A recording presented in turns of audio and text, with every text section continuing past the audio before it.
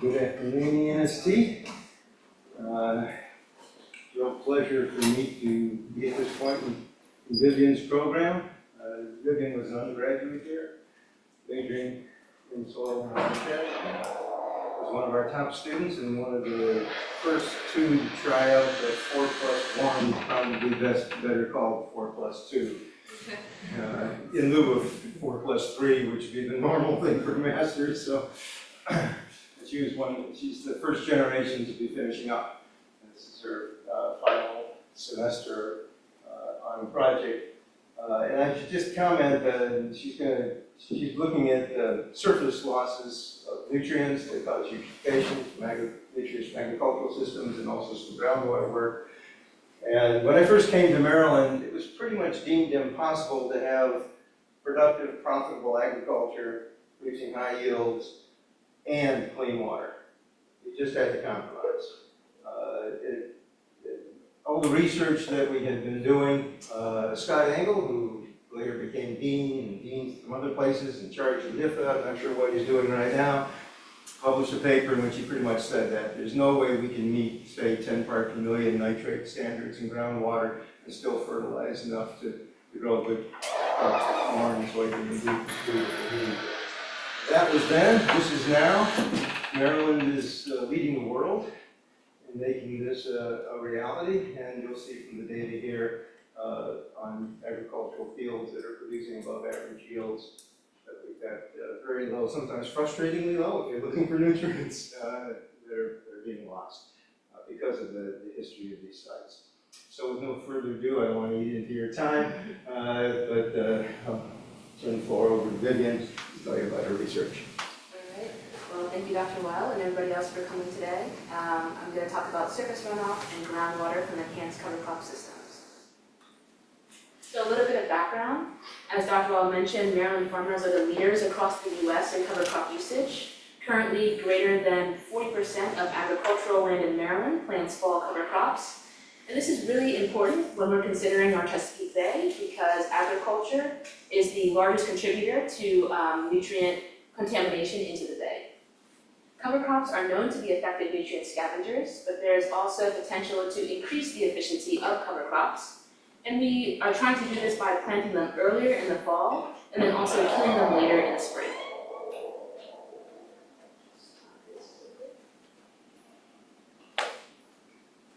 So for my thesis, I have two different chapters. The first is a runoff chapter. It includes two different experiments, a simulated runoff and then also a natural runoff.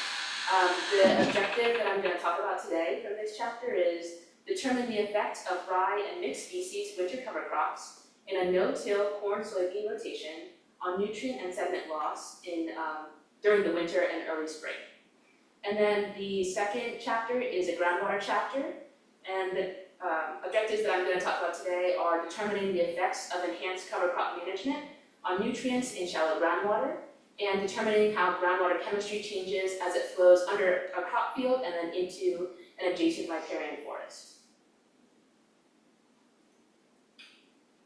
So the two big important things about my research are leaching versus runoff. When we talk about leaching, we're really talking about precipitation coming onto the land, infiltrating into the soil profile and going all the way down to the groundwater, and then making its way into streams and then eventually the greater Chesapeake Bay watershed.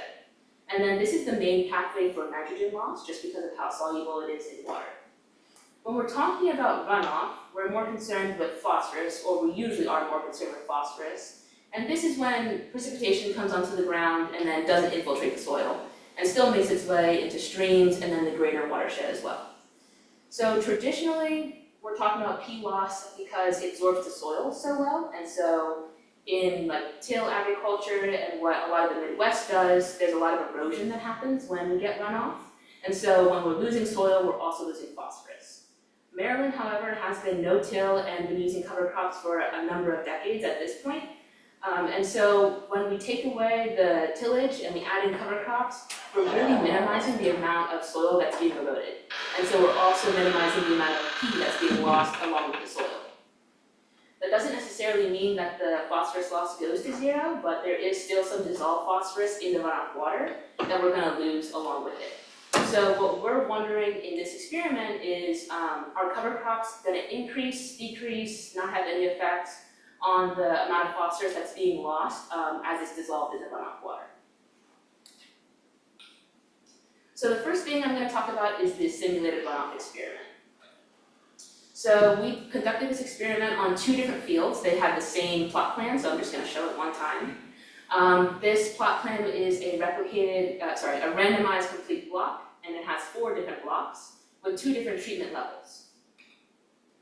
The first treatment level is a cash crop, so corn versus soybean. So each of these blocks would have a corn and a soybean plot on any given year, and then where this soybean is, the next year will be corn, and vice versa, this corn will become soybean the next year.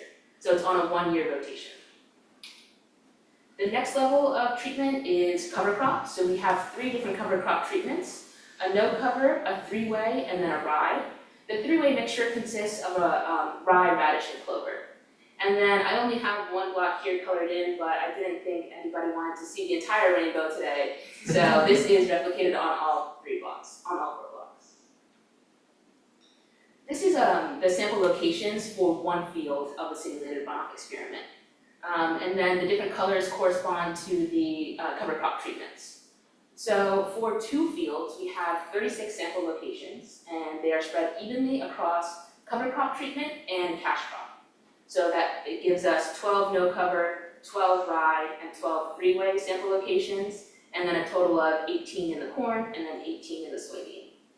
We sampled 3 out of 4 reps on each field, and that was just because of time. So this was a capstone project by Camille Couleur, and she was really amazing and did all this work. It took all the way from December to March just to get these 36 samples, so she was a rock star in that. The samples were taken with a Cornell sprinkler infiltrometer. This is what it looks like. It's just sitting in our lab in this photo, but basically there's a giant tube right here, and you fill it up with water, and then there are some capillaries down here, and then that's where the water comes out. And I have some more photos that hopefully will show it a little bit better. So the original design of this infiltrometer is to measure soil infiltrability, which is a horrible word, also known as the soil infiltration rate. We modified this a little bit so that we could actually collect the runoff liquid in 1 liter intervals. So when you're doing it by the Cornell standard, you're going by time, but for us, we're going by volume. So we use DI water inside of the tube just to ensure that we're not contaminating the runoff, and when we're getting nutrient concentrations, we're not really like, oh wow, there's so much nitrogen in this water here. So for every sample location, we took 5 liters of runoff, and that came out to a total of 180 samples for the entire 2 fields. Once we took the samples, we brought them back to the lab, and we measured the actual volume of the runoff in each liter bottle. And then we weighed the sediment that came out of that runoff, and we also filtered the liquid through a 0.45 micron membrane. We took that filtrate and we analyzed it for nitrate, ammonium, total nitrogen, phosphate, and then total phosphorus. So this is a picture, it's a little bit better. I borrowed this from Dr. Weil. If there's one thing I've learned in grad school is that you need to take a lot of photos, and I did not take a lot of photos. So this is the underside of the infiltrometer, and you can kind of see the capillaries dripping down, and it's kind of wetting the surface here. So it is in like a circular pattern, and the area is like 0.18 meters squared, so it's a pretty small area. You can kind of see here that it is resting on an aluminum circumference, and this is where it looks like on the top side without the actual infiltrometer on it. There is a hose that does get attached to it, and then the bottle is kind of put inside of a hole so that everything is still in a downward motion. We did modify this a little bit, so there's a cork in this picture, if you can kind of see. We modified it to be a spout, so it's a little bit more watertight. This is Camille actually sampling at our fields, so you can see that we have this like block in the hammer here, just holding down the hose so that the water isn't fighting gravity when it's coming out. And then these are some of the samples that we've already collected, so these are our 1 liter bottles. And you can see that once this fills up, she would switch it out for another bottle, but this is the 5th one, so.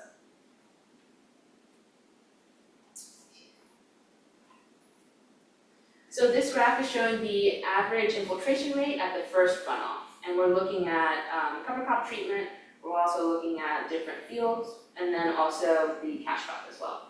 So just looking at field, first of all, so 7E is the first field, and then 39A is our second field. So you can see that the total overall infiltration rates are a lot lower at 7E than they are at 39A.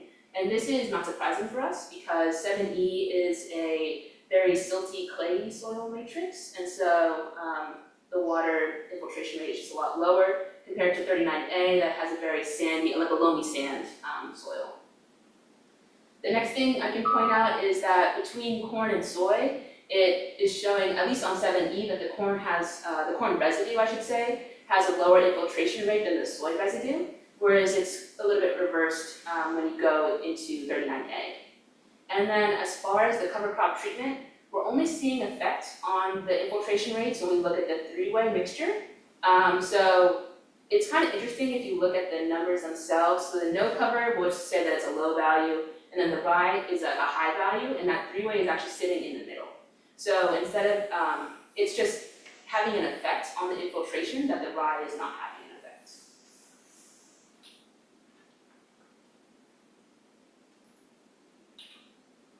So this graph is looking at the runoff on a time series. So the points that you can see, so this is a good example on the A graph, these 5 points are the 5 liters that we took. And then this line would equate to how long it took to get those 5 liters. So this one is an outlier, but it took 90 minutes in order to get 5 liters of runoff. On average, for the sandy field, which is the loamy sand, it took about 30 minutes or greater than 30 minutes in order to get 5 liters of runoff, whereas for the silty field, it took less than 30 minutes for basically all the samples that we have. Which makes sense if you think about the infiltration rate is a lot lower on this clay field here. The other thing that you can notice is that the colors here of the dots correspond to cover crop treatment. So the green is the rye, the blue is the no cover, and then the three-way is the red dots. And when you look at it, it kind of looks like a mishmash, like not really any discernible pattern. And it just kind of shows that there wasn't really any effect between the cover crop treatments and the infiltration rate. Now we did see that significant difference in the three-way, but it was a very, very small difference. And then this bar plot is showing just the different infiltration rates. So 7E has just a much smaller infiltration rate than the sand field. These are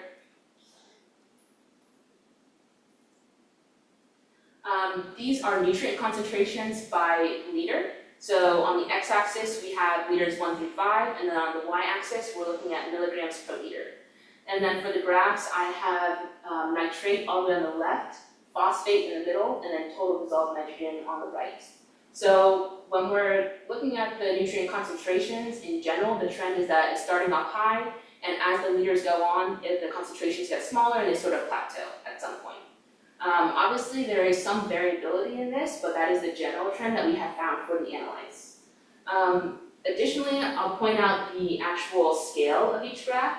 So the nitrate is at 1.5 milligrams per liter, and then it goes down from there. And then the phosphate is at 0.5 milligrams per liter, so even lower, and it goes down from there.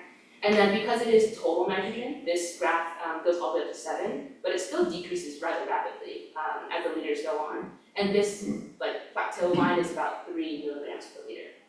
So overall, we're finding pretty low concentrations of nutrients in the runoff water.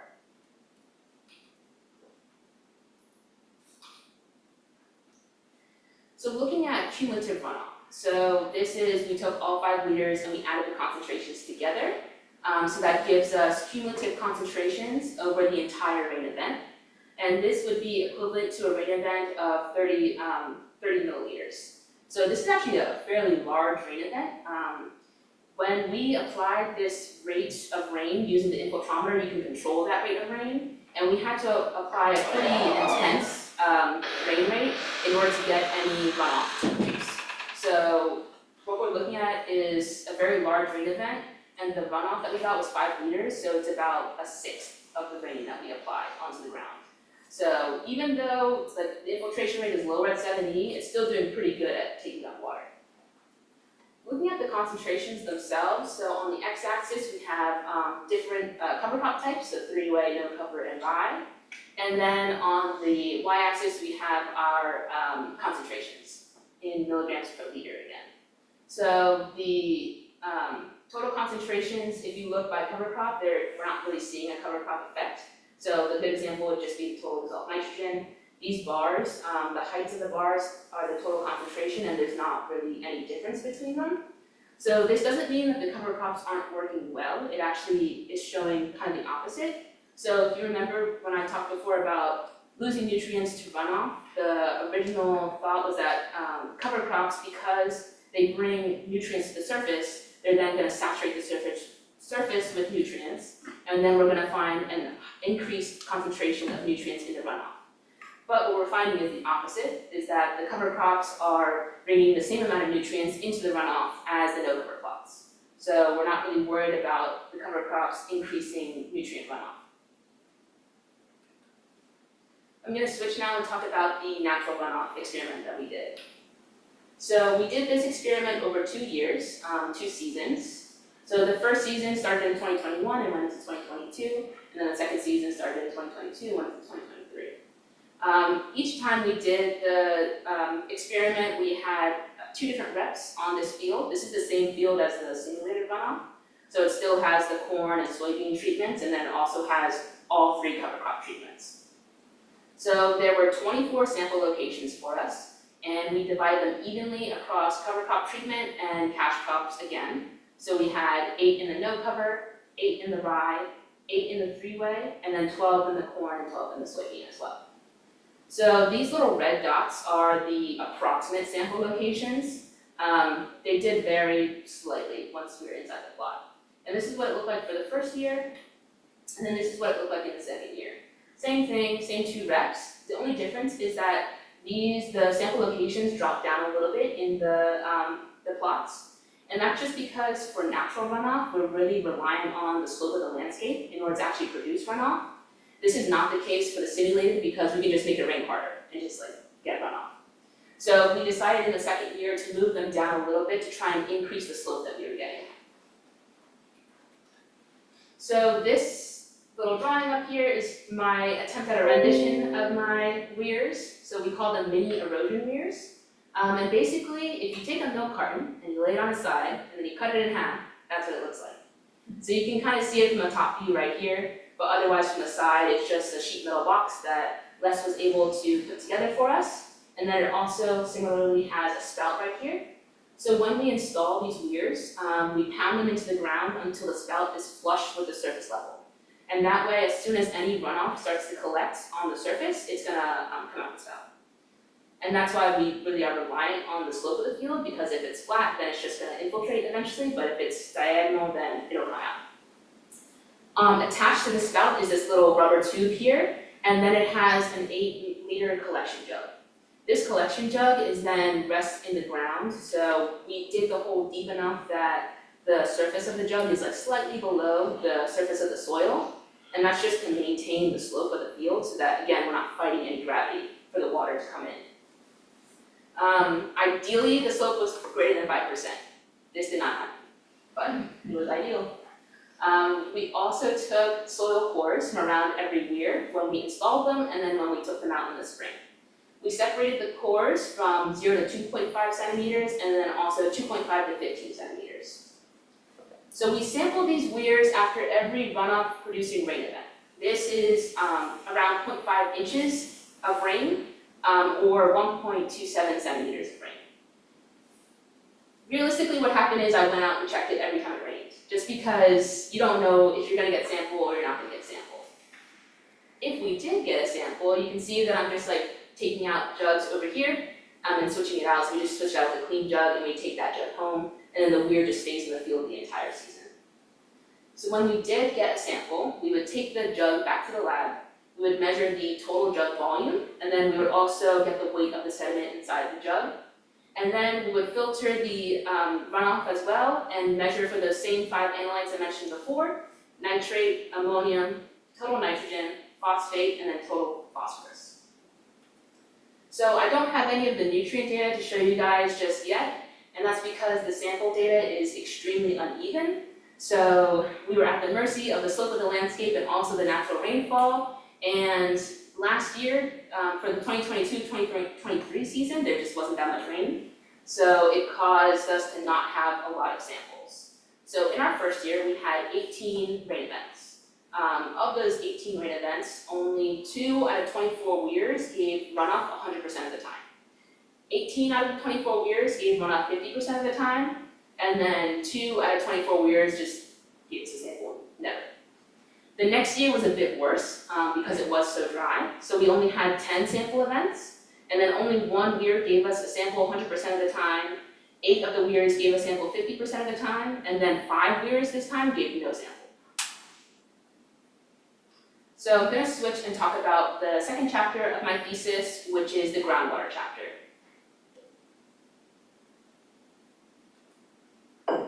So for this groundwater experiment, we did a different field.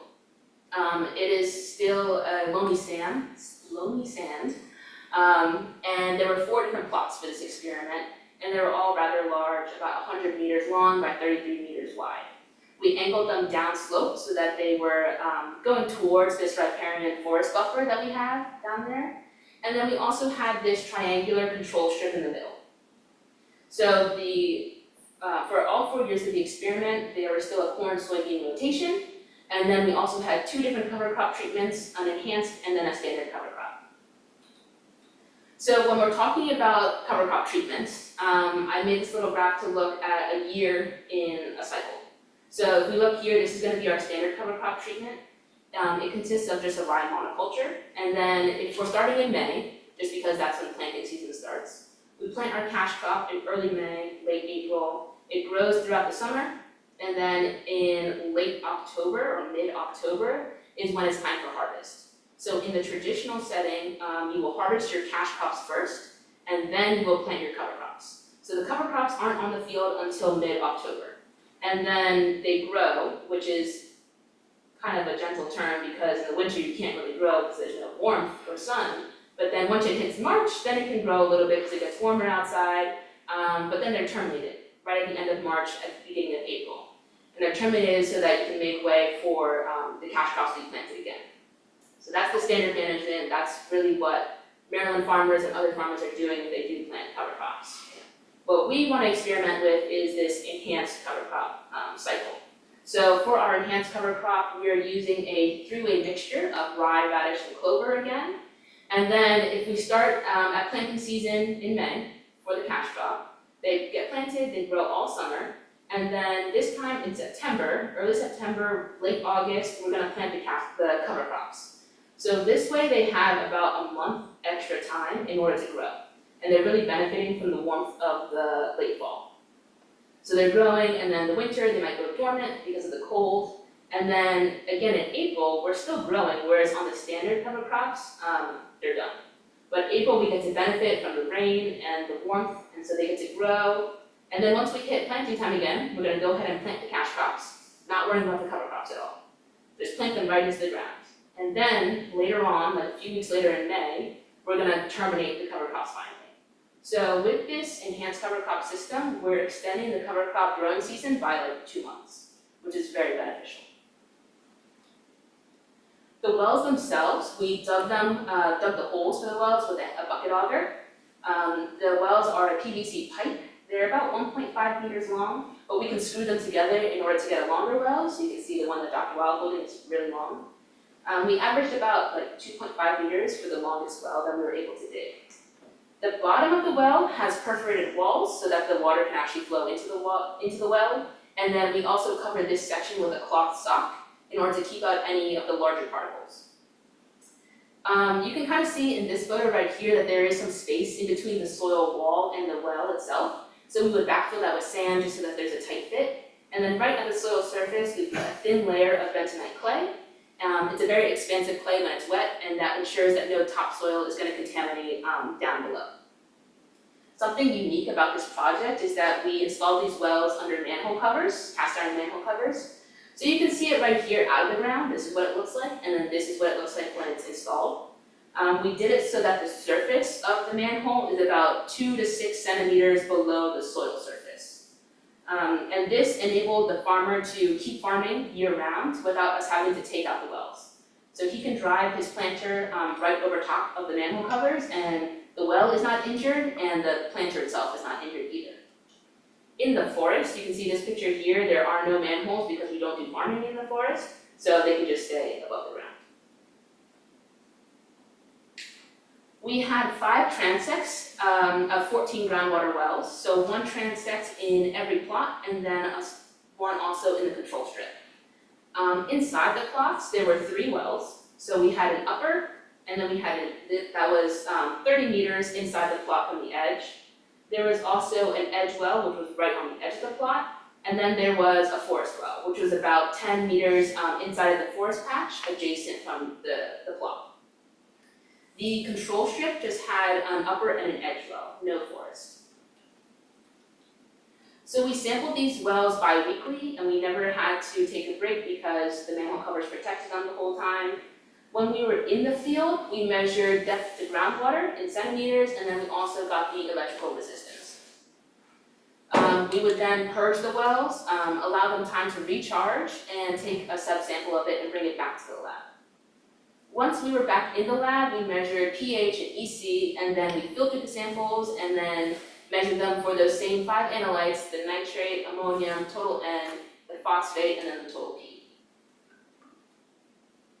So looking at some of the data, this is the water table depth over about 3 years.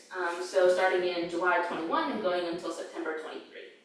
So the first thing that we see is that the blue line on top is the forest wells, the red is the edge, and then the green is the upper wells.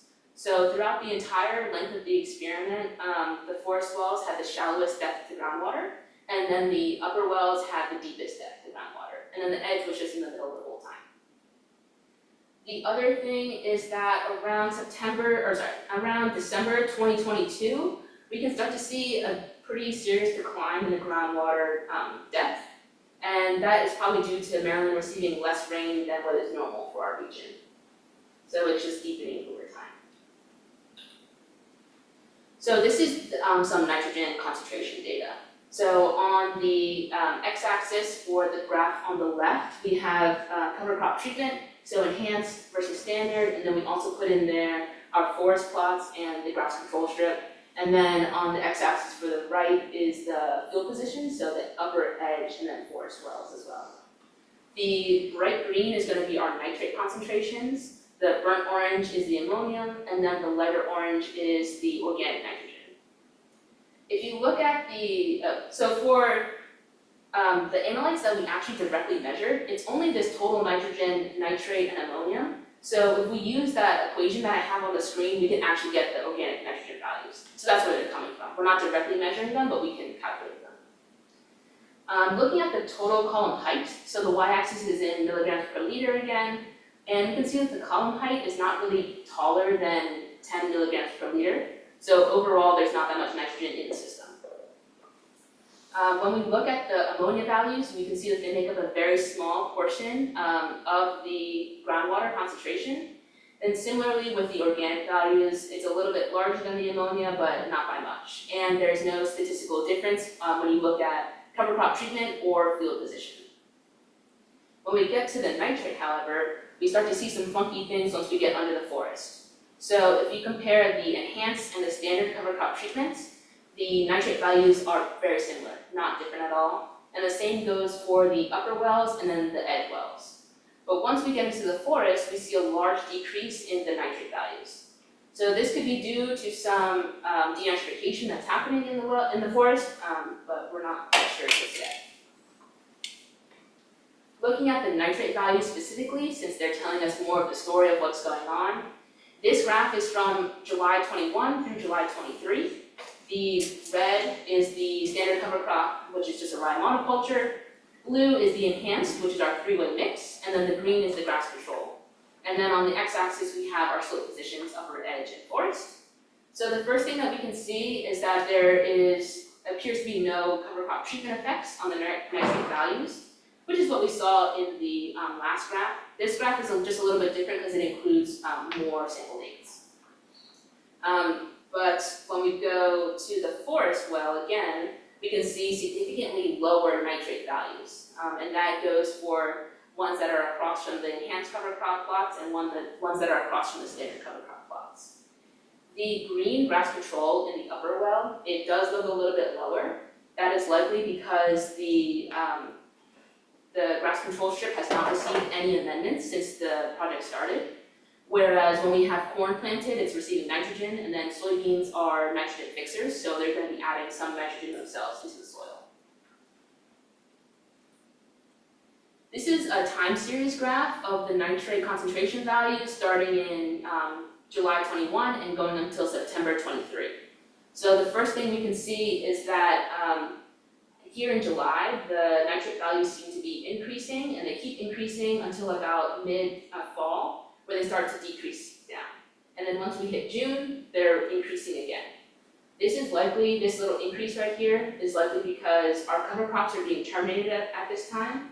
So any nutrients that they were holding are being released back into the soil, as well as our corn being fertilized. We can also see some trends starting around September 2022 or December 22 that the nitrate values are just generally increasing. This could be for a number of reasons. One hypothesis that I have is that it's related to the rain.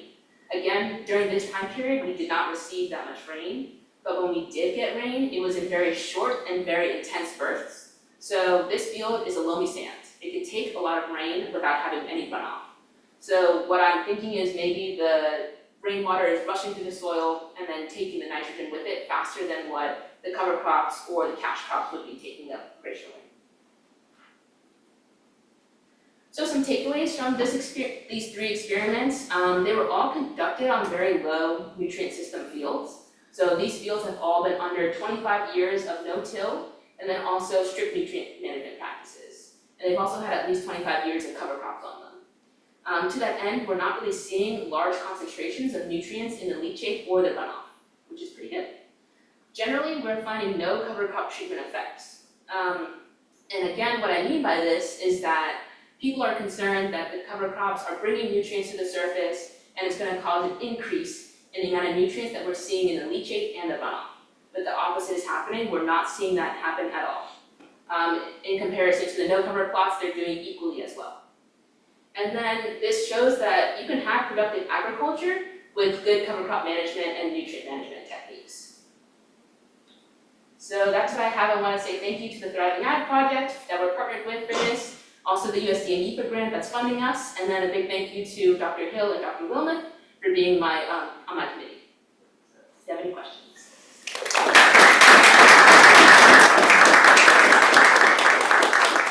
Also, a really big thanks to all the undergrads that work in our lab, because it's a lot of field work to be done. They did it all. So. Great. So while you're pondering the questions, don't forget to think about completing the evaluation. But we do have plenty of time for questions. Yeah, really nice talk. I was curious, a couple things methodologically. One, I was wondering how you terminated your cover crops and if it's different in the enhanced versus the standard. It's not. We just use glyphosate. Like Okay, glyphosate is used in that. And then what is your nutrient additions that you're adding? It's an ammonium fertilizer, so it's a chemical fertilizer, Okay, kind of simulating just like what a Maryland farmer has access to and what they'd be doing. so dripped on the surface. Yes. Yeah. Is it dripped, or is that what Kevin does? So in the groundwater plots. Yeah. Those on that sandy field had about 160 kilograms of nitrogen per hectare,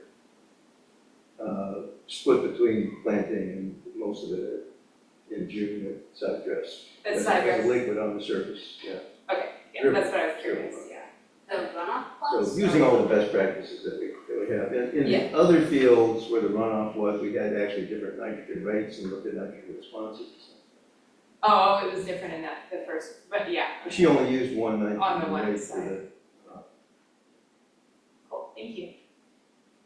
Two questions. Is it, you had mentioned that a lot of the the weirs, I think you call them, didn't capture runoff. Is it possible that there was a difference in slope between the weirs? Yeah, so we took measurements for the slope of every position where we installed them. Some other things that we had to consider were like what rows to plant them in, because the tire tracks for the planters and the fertilizers, they go down the same row every time, so we wanted to avoid that because it just causes compaction. One thing we're investigating with this field is the idea of perched water tables. So actually one time I came out to the field and one of the weirs was just like completely full of water and it was frozen because it was winter. So it could be that some of the weirs are getting backfilled because of this perched water table, which could also mean that the water that we were measuring wasn't necessarily just coming from that weir itself. So the weir was an area of about 0.3 meters squared, but if there is a perched water table, it could be collecting water from a much greater area and pulling it into that one weir. So that's some of the reasons why some of the data is a little wonky. And the other question was, you had showed a graph where I think it was 3 different treatments for 7E plot and 39A. For the runoff or the? Yeah, it was a bar I graph. think it was your first bar graph. And I think you mentioned that one of the treatment levels had, farther back. It was your very first graph. Yeah, there you go. I think you had mentioned that there was an effect through one of the treatments, and I was curious to know, like, which one or. Yeah, so it was the 3-way. So the treatment effect was that it was, compared to the rye, it was lowering the infiltration rate. What that could mean is that there's a lot more ground cover with the 3-way because it has 3 different species in it versus the rye. And so it could be affecting the infiltration rate by literally just like blocking the water from going into it. Is it a super small? Because like. It is very small. It's All very, those are like the same. it's extremely small. Okay. Yeah. So, which is why when you look at this, graph, and you can see the different colors here on both A and B are very intermingled because there's not a very clear pattern that the rye is having higher infiltration rates than the 3-ways, then the next one, then the no cover has lower infiltration rates or something like that. It's all very, very similar. Great talk. I have just 2 short questions. First is, how long after a rain event did you go out and sample for whole years? Sorry, after the rain event, we tried to go out 24 hours afterwards, but basically like if it was raining during the day or overnight, I would think, okay, I have to go out tomorrow and then just go out the next morning. And then when we brought them back into the lab, I would put them into cold storage sometimes, but I didn't have time to do it right then and there. But we try to keep them in cold storage for no more than like 24 hours. And then, what was the rationale behind the crops chosen for the 3-way? For the crop. Yeah. Honestly, Dr. Bilal has been working with this mixture for a while, so the radish is really good for compaction reasons because it basically creates this giant hole in the ground where it grows, and then it will winter kill, so maybe like the first frost in like February or something like that, it'll die. But it basically is just like this giant water holding mass, and so it's just gonna disintegrate into the soil and leave a nice little hole where it was. And then the clover is a legume, so it's a nitrogen fixer. So we're trying to bring some more nitrogen into the surface. And then the rye is it's a very standard cover crop. It has a good germination rate. It's a good field cover in general.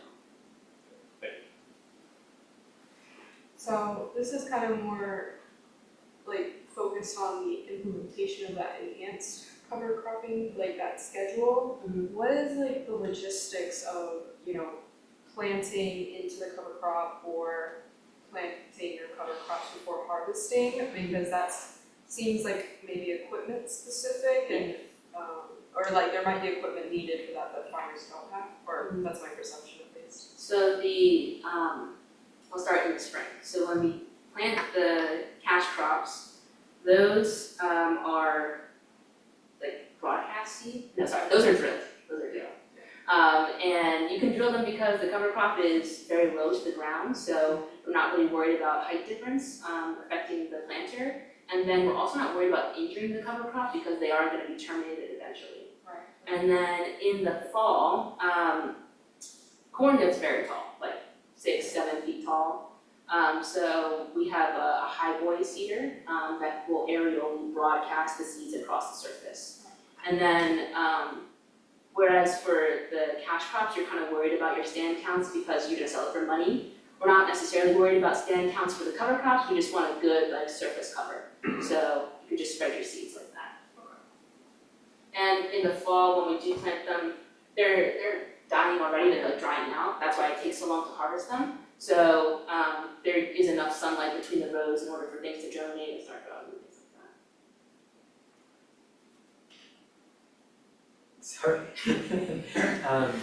You said that you used groundwater wells that had like a covered manhole and that it seemed like they had several benefits. Is there a reason why more researchers don't use the same kind of system? Well, it took us an entire summer to install like 10 of these covers, but also nobody's really thought about it, I think. They are a bit heavy, but the heaviness does help in protecting everything. So I really don't see any reason why people can't use them more. Maybe just cost if you don't budget for it. Did you look at ammonium in groundwater at all? I'm wondering how that might have differed between the fields and then this forest where Yeah. nitrification is going on. Yeah, let's see. Maybe you showed it, I missed it. The ammonium we did look at, and it's a very small portion of the Oh, groundwater. okay. Yeah. Oh, that is it. That's the groundwater, okay. But it's there, Oh, just very okay. small. Oh, I just did miss it. It's all similar all the way along. Yeah, exactly. So Okay, only the nitrate is really different. okay, thank you.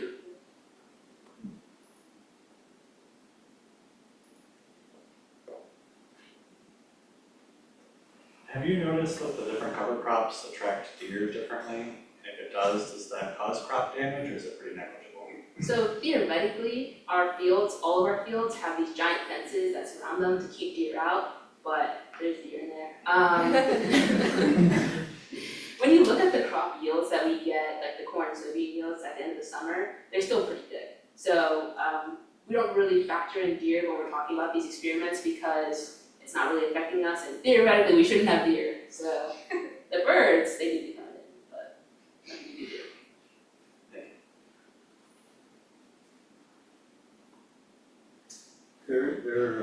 Who has that question?